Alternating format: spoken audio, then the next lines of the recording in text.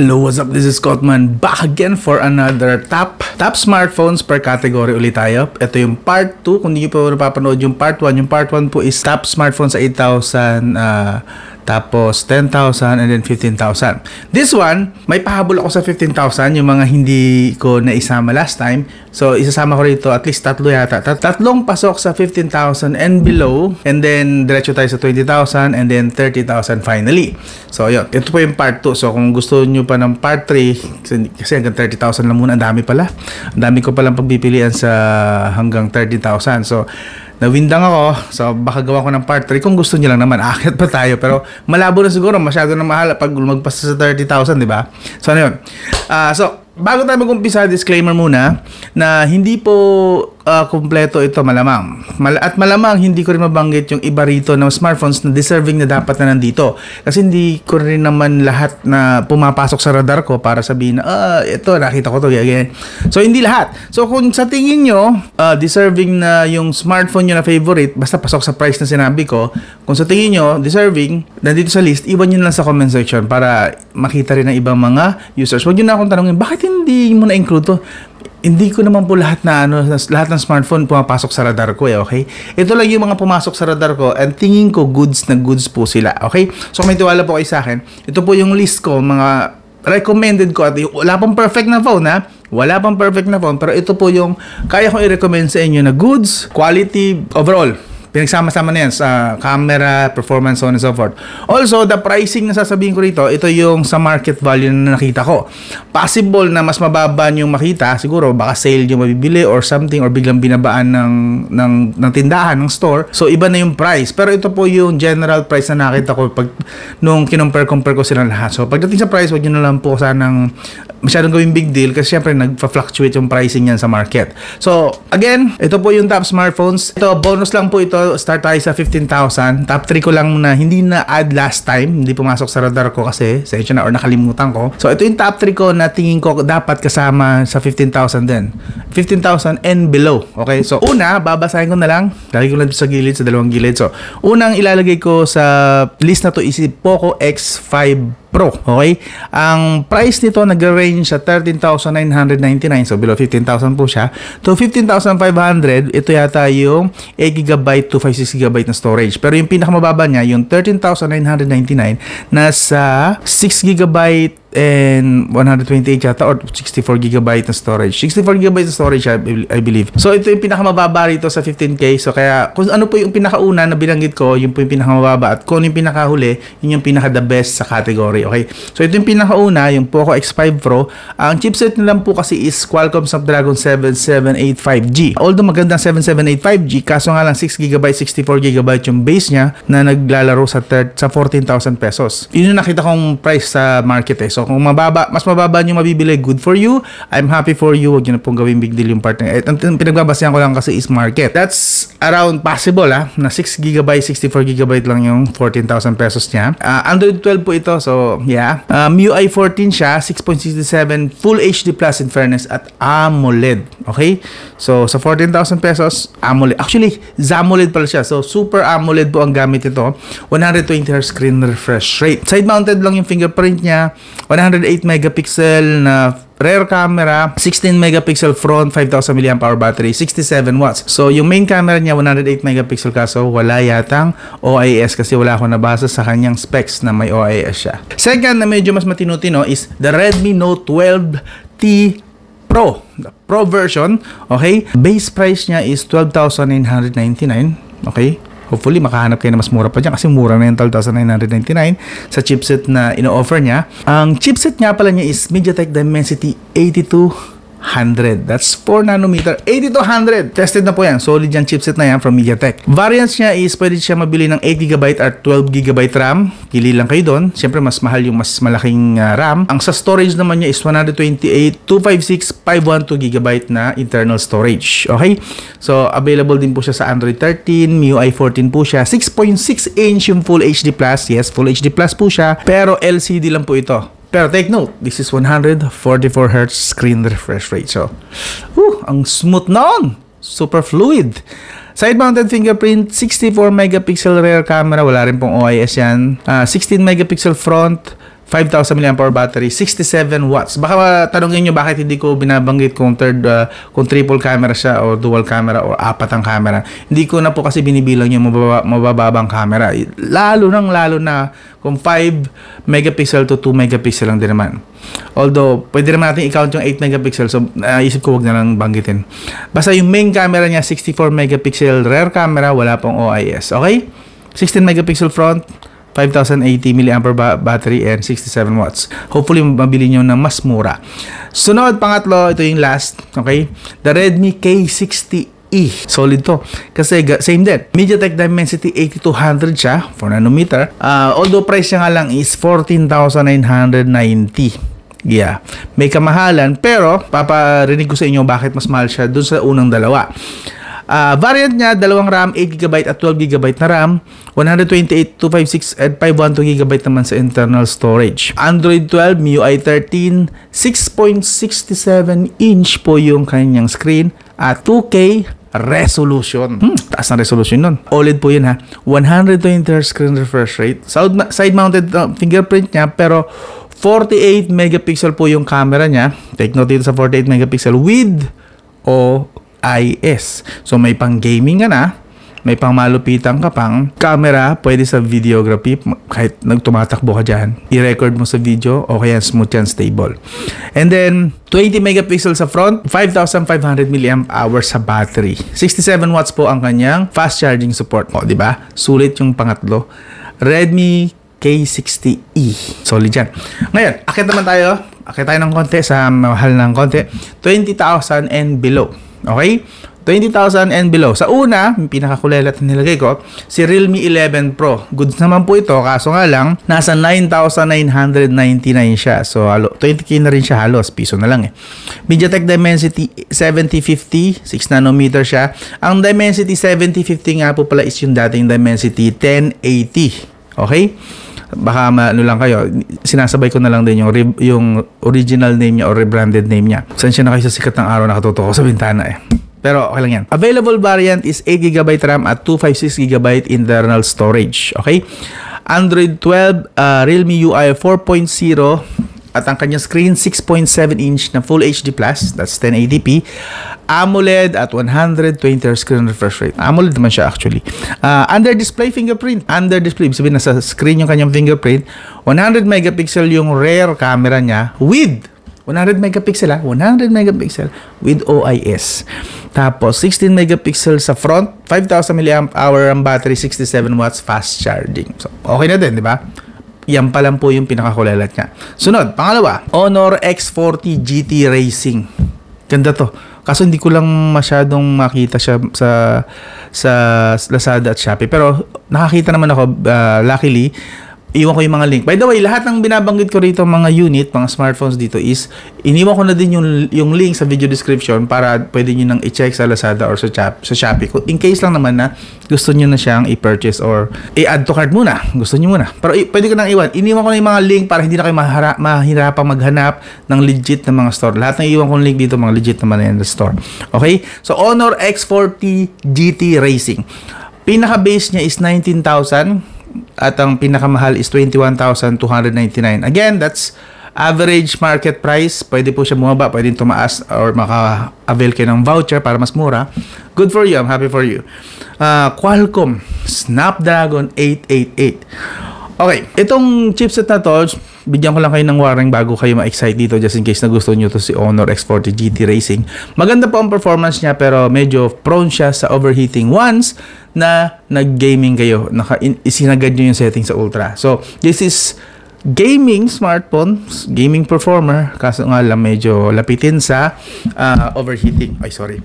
Lapitin siya sa overheating. So, siguro bilhan nyo na lang ng yung cooler sa likod ng smartphone. Kung gusto niyo lang talaga to. But, aside from that, may mga feature naman siya na baka pabor sa inyo. 8GB RAM, 256GB ang internal storage. So, variant lang nakita ko sa kanya. Android 13, Magic UI 7.1. May kalakihan ng screen nito. 6.81 inch Full HD Plus na LCD nga lang. Pero 1080p naman siya. 144Hz in fairness. 144Hz screen refresh rate. Smooth to smooth. Side-mounted fingerprint 50 megapixel rear camera kaso wala siyang OIS. So, medyo no. Pero, Qualcomm Snapdragon 888 kasi. So, parang ito na yata ang pinakamurang Qualcomm Snapdragon 888 sa brand new. 16 megapixel front, 4,800 mAh na battery at 66 watts. Okay? So, lipat naman tayo sa susunod. Realme 10 Pro Plus 5G. Okay? Ito, medyo goods na good siya, pero baka ma-turn off kayo kasi hindi ganun kalakas masyado yung kanyang chipset. Base price niya nakita ko sa market is 19,899 hanggang 25,000 pesos mabibili siya. So, ang chipset nga lang niya is MediaTek Dimensity 920. This is a decent naman na chipset actually. Nakagamit na ako nito sa OnePlus CE2 ko yata or Lite, something like that. So, decent naman ito. Maganda rin yung processing niya sa camera. Quad-core naman ang GPU nito. So, basically, pwede na rin ito makalaban. Available po ang variant na to 8GB RAM or 12GB RAM. Pwede po kayong pumili doon. And then, available storage is 128 and 256GB internal storage. Android 12, Realme UI 3.0, 6.7-inch Full HD+, pero Super AMOLED po ang gamit niyang screen display. Under display na rin ang fingerprint niya. Nasa display po. And 108 megapixel rear camera without OIS, 16 megapixel front, 5,000 mAh battery, and 67 watts. So, medyo underwhelming siya actually. Dapat nga mas mababa ito. Nagkamali ako rito ng pagkakasunod-sunod. Pero okay na yan. Nandiyan na yan. Sunod is the Redmi Note 12 Pro. Ito, mas decente ng konti ang chipset. Mas palaban ng konti. Base price niya is, nakita ko 15,599. So basically, dapat nilagay na to sa 15,000 Pero, since lumag pa siya ng konti, nakita ko lang na, na pricing. So kung may mahanap kayo na mas mura nito, good for you. MediaTek Dimensity po ang kanyang, Dimensity 1080. Okay? So, that's, I believe, yan yung bagong Dimensity 7080, 7050, something like that. So, nasa Dimensity 7000 ito, category, yung bago niyang pangalan, yung rebranded name niya. 6nm to. Available na variant is 8GB RAM at 128GB na storage. Android 12, MIUI 14, 6.5-inch Full HD Plus at OLED din po yan. OLED, 120Hz screen refresh rate. Under display fingerprint sa Redmi Note 12 Pro 5G. 50 megapixel po sa likod na camera, yung main niya, with OIS. Yes, goods na goods to for stable na video recording. 16 megapixel front, 5,000 mAh battery, and 67 watts. Okay? Next, the Realme GT Neo 5. Ito, maganda-ganda na to. Paakyat tayo sa magagandang chipset. Ang base price nito is 19,990. Again, 20K and below category po ito 20,000 and below category. So, 19,990 basically is 20,000. Ang chipset po nito is Qualcomm Snapdragon 7 Plus Gen 2. Yung bago ngayon. 4nm po siya. Ang available na variant para sa RAM niya is 8GB RAM, 12GB RAM, and 16GB RAM. Sa storage naman is 256GB at saka 512GB at meron pa palang 1TB na internal storage na pagpipilian. Okay? So, siyempre, mas mahal na yung 1TB. Akit na yata ng 20,000 pataas. Android 13 po siya, Realme UI 4.0. May kalakihan ng screen, 6.74-inch at 1.5K OLED. 1.5K OLED or 1.5K resolution is mas mataas po siya sa 1080p or Full HD+. Mas mataas siya doon. Pero mas mababa siya sa 2K resolution. So, nasa gitna po siya. This is 1.5K resolution OLED with 144Hz screen refresh rate. 64 megapixel rear. Sadly, wala akong nakikita ang OIS. Yep, wala ang OIS. Double check ko na ngayon. Wala ka talaga siyang OIS. 16 megapixel naman yung front. Again, 64 megapixel yung rear, 16 megapixel yung front. Mataas yung battery, 5,500 mAh battery at 100 watts fast charging. So solid naman siya, bumawi siya dun sa 100 watts. At yung chipset 7 Plus Gen 2. So, yeah, worth considering.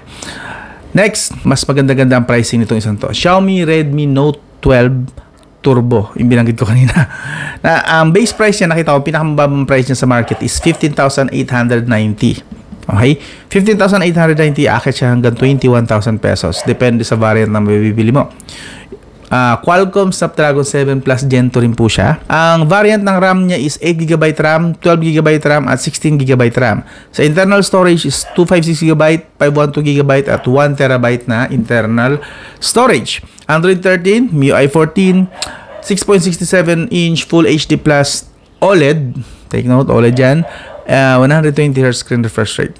Ito, sa camera is 64 megapixel po. Rear camera with OIS din. 16 megapixel front, 5,000 mAh battery, and 67 watts. So, yeah, ito, talagang maganda ang pricing niya kasi nag-i-start siya sa 15,890. The Xiaomi Redmi Note 12 Turbo. Okay? And last, sa 20,000 and below category, last na po ito, sa 20,000 and below, meron pa tayo isa. Hopefully, hindi pa kayo nauumay. Poco F5.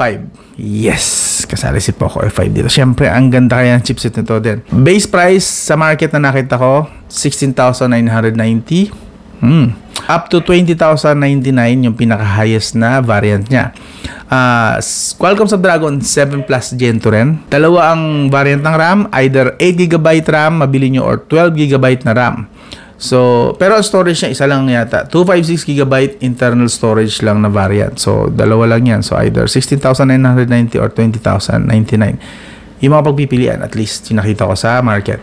Android 13, MIUI 14. Ang screen is 6.67-inch Full HD Plus na AMOLED. 120Hz screen refresh rate. Okay? Side-mounted lang yung fingerprint niya. 64 megapixel naman yung rear camera, pero with OIS. 16 megapixel front, 5,000 mAh battery, and 67 watts. Yeah, yan ang pinaka-solid dito sa 20,000 and below. Ngayon, akit naman tayo sa mas mahal-mahal. Umay na ba kayo? Medyo na-umay na ako na nangangamanid na yung labi ko. Daldal.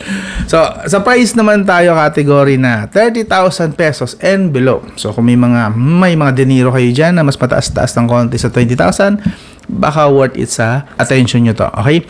So, pinakakulelat natin. Vivo V27. Yes. Price niya po is 24,499. MediaTek Dimensity 7200 po siya. So, not bad sa kanyang chipset. Available RAM is 8GB RAM at saka 12GB RAM. Available naman na storage, either 128GB or 256GB na internal storage. Android 13 po siya, FunTouch OS 13. May kalakihan yung screen, 6.78-inch Full HD Plus na AMOLED, 120Hz screen refresh rate, under display fingerprint. Ito, 50 megapixel po yung kanyang rear camera with OIS din. 50 megapixel din yung front. So, pangmalakasan to sa camera. Mostly pang camera ang pinaka-role nito. Although 7200, Dimensity 7200 is actually goods din kahit paano sa gaming. Actually, goods sa gaming yan. Yeah, AMOLED pa at 120Hz screen refresh rate. Ano ka ba? Next, Vivo V29 5G. Pricing nito is 23,900 yung pinakamura at yung pinakamahal ay 25,990 na nakita ko sa market. Ang chipset naman ito is Qualcomm Snapdragon 778G. So, alam naman natin ang performance ng Qualcomm Snapdragon 778G. Solid. 12GB po ang RAM nito, base. Okay, 12GB RAM. Base pa lang yun. So, sa 23,990, meron kang 12GB RAM. Dalawa ang internal storage na pagpipilian. Either 256GB or 512GB na internal storage. So, yun yung 25,990. Yung 512GB. Android 13 po siya. FunTouch OS din na 13. 6.78-inch din. Pero mataas po ang screen resolution niya at 1.5K resolution. So again, 1.5K, mas mataas po siya sa 1080p, pero mas mababa sa 2K resolution. So 1.5K resolution. AMOLED with 120Hz screen refresh rate. Lalakas na rito. Halos nagiging common na ang 120Hz screen refresh rate. Pag umakit ka talaga ng 15,000 pesos. Common na ang 120Hz. Yung iba pa nag-go 144Hz eh. Under display din ng fingerprint niya. 50 megapixel rear with OIS. Dito yata common na ang OIS sa 30,000 pesos and below. So marinig yung lahat may OIS malamang dito. Yun ang pagkakatanda ko. Pero parang nagiging common dito na may OIS na lahat. Of course, dapat lang kasi 30K and below or 21,000 and up sa nandun sa category na yon is worth it naman talaga na dapat may OIS na eh. Dati kasi wala daw nung mga past years. Pero ngayon, nagiging common na siya. 50 megapixel din po yung front niya. So, solid po. 4,600 mAh battery nga lang. Medyo mababa. Pero in fairness naman sa charging niya is 80 watts. That's Vivo V29 5G. Pakita tayo ng konti. Ito, medyo solid ito pagdating lalo sa camera, kaya medyo nilagay ko siya sa pangatlo. Samsung A54 5G, okay? Pricing nito nag-i-start sa 22,990, okay? Again, ang category is 30,000 and below. 24,990 naman yung pinakamahal. Ang chipset nga lang nito is Exynos 1380. 5 nanometer po yan. Unahan ko na kayo, hindi siya design for gaming. Siyempre, Exynos ito, prone sa overheating. Pero sa camera kasi solid na solid ito. Kaya nilagay ko siya. Panoorin nyo yung mga reviews nito ng mga, lalo sa mga Pinoy tech vloggers. Kina Hardware Voyage, kina Pinoy Tech Dad. Maganda kasi ang camera reviews nila dito. Available na RAM is 6GB and 8GB RAM. Pagpipilian nyo yun. 128 and 256GB naman sa internal storage. Android 13 din. One UI 5.1. May kaliitan nga lang ang screen. 6.4-inch Full HD Plus pero AMOLED po yan. 120Hz screen refresh rate. Under display din ng fingerprint. 50 megapixel with OIS. Okay? Plus, idadagdag ko rito kasi maganda yung second camera niya. 12 megapixel yung sa ultra-wide niya rear. So, yeah, mataas-taas. So, dapat banggitin ko pagka medyo mataas-taas na yung pangalawang camera. Although, alam ko triple camera din ito eh. Hindi ko na babanggitin yung pangatlo.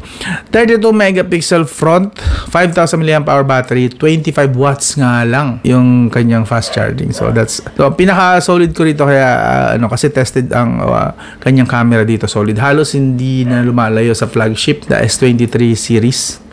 Itong si Samsung A54 5G. Parang S23 series na rin yung kanyang camera kasi. So solid siya. Kung camera, camera enthusiast kayo, hindi kayo gamers. Sunod, syempre ito, maganda-ganda na to. Medyo mapapa-thumbs up na kayo rito. The Poco F5 Pro. Okay? Base price niya is 23,990 base sa nakita ko sa market. Pinakamahal is 27,999. Chipset, Qualcomm Snapdragon 8 Plus Gen 1. Available RAM is 8GB RAM and 12GB RAM. Available dalawang pagpipilian na RAM. Sa storage naman dalawa din, 256GB or 512GB na internal storage. Android 13 po yan, MIUI 14, 6.67-inch, 2K resolution po ito. So, medyo may kalakasan sa battery. Pero alam ko, pwede naman siyang ibaba yung resolution. But, 2K resolution, supported niya. AMOLED po yan, 120Hz screen refresh rate.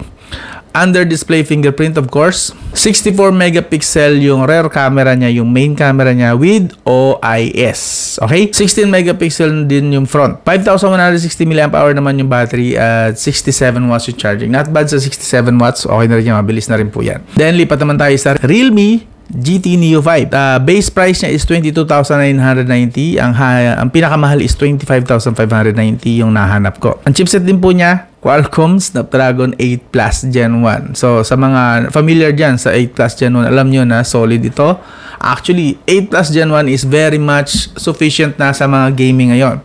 Sumunod na mga series 8 Gen 2 is overkill na actually. Pinapababa na lang ng software ng mga manufacturer nila, One UI nila, MIUI. Pinapababa na lang nila yung total talaga na performance ng 8 Gen 2. Kasi actually 8 Plus Gen 1, base sa nakikita kong test, 8 Plus Gen 1 is enough na for mga games ngayon. Even the pinaka-highest na game, even the Genshin Impact, 8 Plus Gen 1 is solid na actually.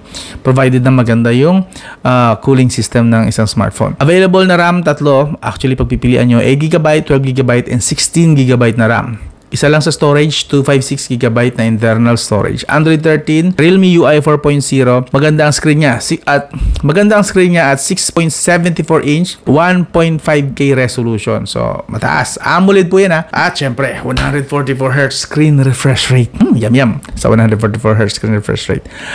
Under display fingerprint. 50 megapixel po ang kanyang main camera sa likod with OIS. Ang kinaganda pa, sa front camera niya, 16 megapixel front with gyro EIS. So, this is both gaming smartphone and camera smartphone. Pinagsama na rito. So, sa 22,990 nyo na base na specs, yung 8GB RAM, 256GB na storage. Meron na kayong 8 Plus Gen 1, then meron kayong front and back camera na may image stabilizer na solid. So, Realme GT Neo 5, yan, medyo consider niya, maganda yan. Akit tayo ng konti. Xiaomi 13T, of course. Pinaka nakita ko lang na price is 26,729. So, may kataasan ng konti, hindi kagaya kay Realme GT Neo 5 na 22,990 yung base. Ito, nakita kong base is 26,729. Kanyang chipset naman is MediaTek Dimensity 8200. Okay? So, 8GB and 12GB naman yung sa RAM na available. 256GB sa storage lang ang available na nakita ko. Android 13, MIUI 14, 6.67 inch, and 1.5K din na resolution. AMOLED din po siya at yum ulit na 144Hz screen refresh rate. Under display fingerprint, 50 megapixel rear with OIS. Take note yun ha. 50 megapixel rear camera, yung main camera with OIS. And then meron pa siyang another 50 megapixel na telephoto. So dalawang 50 megapixel, apat na pala. 50 megapixel na sa likod pa lang yun. Okay? Dalawang 50 megapixel sa rear camera. Isang may OIS at isang telephoto. So, makapag-zoom ka pa doon. And then, meron ka pang 20 megapixel naman sa front. Ano pa? 5,000 mAh with 67 watts fast charging. Ito, lipat tayo sa medyo mas fast focus pa ng konti sa camera lalo. The Xiaomi CV3. Napanood ko actually ang review nito nila Pinoy Tech Dad. Maganda.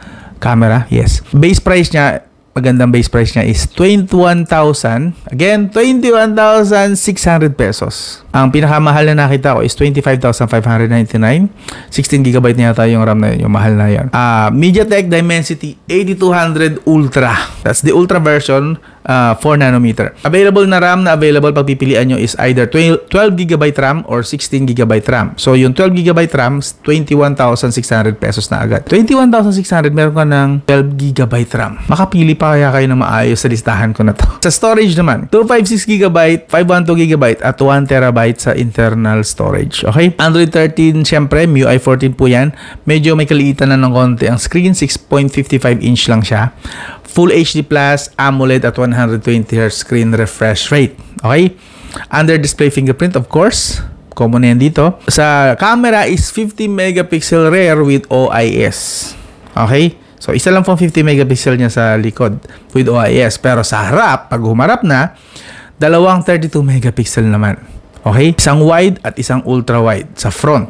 So, ang pinaka-target ito is mga content creator kasi ito, tulad ito. Ang preferred natin is kita natin yung sarili natin habang nag-video record. So, meron siyang dalawa. Ultra wide and wide, parehong 32 megapixel. So, dalawang 32 megapixel sa front camera. May kababaan lang ng konti ang battery sa 4,500 mAh.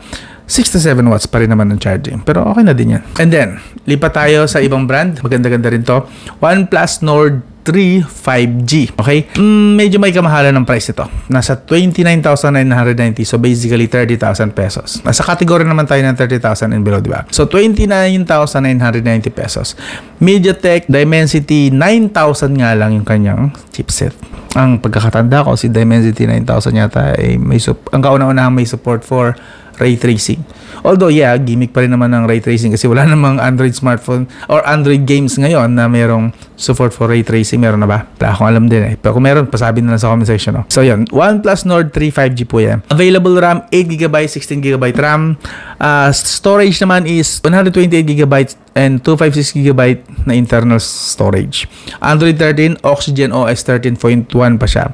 So, in fairness, Oxygen OS pa siya rito. Screen is 6.74 inch, malaki-laki. 1.5K resolution po. That's AMOLED, 120Hz screen refresh rate. Under display fingerprint, 50 megapixel sa likod, yung main camera niya, pero may OIS of course. 16 megapixel naman sa front. 5,000 mAh battery, 80 watts. So, yeah, kaya pansin nyo, kaya nilagay ko siya sa mas mataas na position. Kasi this is Dimensity 9,000. Yung kanyang screen nga pala, baka hindi ko nabanggit, hindi po pala siya AMOLED. It's Fluid AMOLED. So, mas advance yun ng konti, 120Hz screen refresh rate. Okay? At mataas din ang kanyang charging sa 80 watts. Ito, akit tayo sa pang-gaming naman na category. Mas mahal din to ng bahagya lang. Pero nasa below 30K pa rin naman tayo. The ZTE Nubia Z50. Okay? Ang pinaka-base na price na makikita natin, pinakamababa is 26,990. Pinakamahal is 28,500. Chipset po niya, Qualcomm Snapdragon 8 Plus Gen 2. 8 Plus Gen 2. So, pangmalakasan na ito. 8GB ang RAM, 12GB na RAM, and 16GB na RAM ang pagpipilian. Sa storage, 128GB, 256GB, 512GB, and 1TB na internal storage. Android 13, MyOS po ang kanyang gamit na skin. MyOS 13. Ang screen naman ay 6.67 inch Full HD Plus AMOLED, 144Hz screen refresh rate din. So, smooth na smooth. Yum. Under display fingerprint, Sa likod po niya is dalawang malalaking malulupit or matataas na camera. Isang 64 megapixel rear with OIS po yon at isang 50 megapixel na ultra wide. That's ZTE Nubia Z50. 16 megapixel yung front, 5,000 mAh battery and 80 watts. Pero napanood ko sa mga videos kasi hindi ganun kalupit yung kanyang camera. So more on gaming ito. Nasa performance ang raw performance ang pinagyayabang ng chipset na ito or ng smartphone na ito than ZTE Nubia Z50. Okay? So kung gamer kayo, medyo lookout nito. At yun nga pala, alam ko walang official release dito sa Pilipinas. So this is more likely China ROM. Lipat na tayo. Last na to. Pagod na rin yung bibig ko. The Xiaomi Redmi K60 Pro. Okay, nilagay ko siya dito kasi siya, at least bumaba pa siya ng 30,000. Nakita ko na price. May link naman ako iiwan so makikita nyo talaga na below 30,000 siya. The chipset, the Qualcomm Snapdragon 8 Gen 2. Oh yeah, malakas din yung kanyang chipset. RAM, 3 pagpipilian. 8GB, 12GB, and 16GB. Storage, 3 rin ang pagpipilian. 128, 256, and 512GB na storage.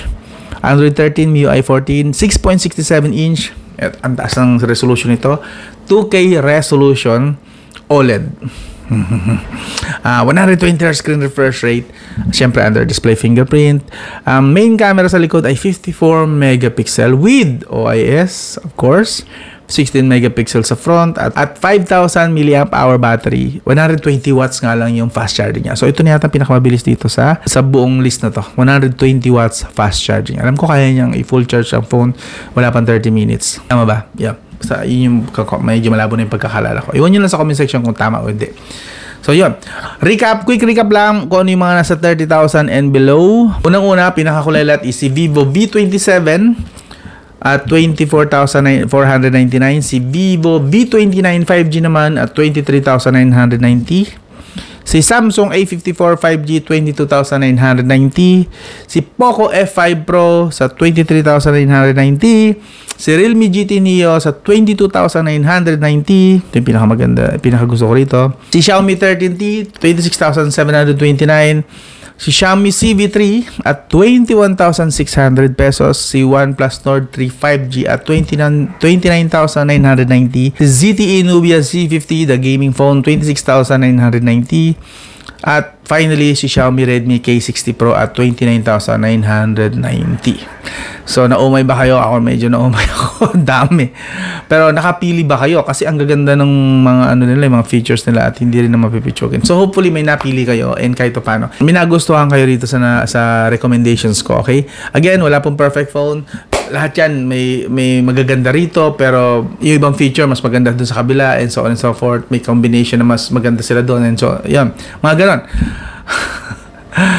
But I hope meron pa rin naging informative ito kahit paano sa inyo and sana i-share nyo itong video na to, alam niyo na, para pampasaya lang, pampalagay ng ngiti sa aking mga labi and ma-appreciate ko po, big deal kung magla-like din po kayo. Salamat po maigi. So yun, yung mga link para ma-check nyo na agad yung price, iiwan ko sa video description. Pwede nyo na i-check yung category. Nilagay ko na siya per pangalan ng phone. So, ma-check nyo na yung mga link. And if ever man, possible na mas bumaba yung price. Alam ko, pababa lang naman ang price niya. Mas bumaba yung price or baka tumaas ng konti, hindi ko alam. Again, price, nagpa-fluctuate po yan. So, baka iba yung price na sinabi ko sa kung kailan nyo mapapanood to. Hindi ko alam kung kailan. Okay? So, yan. Ang ganda na lang. This is Scottman. I'll talk to you again soon. Sana mag-subscribe, like, and share din kayo. Yan. I'm out.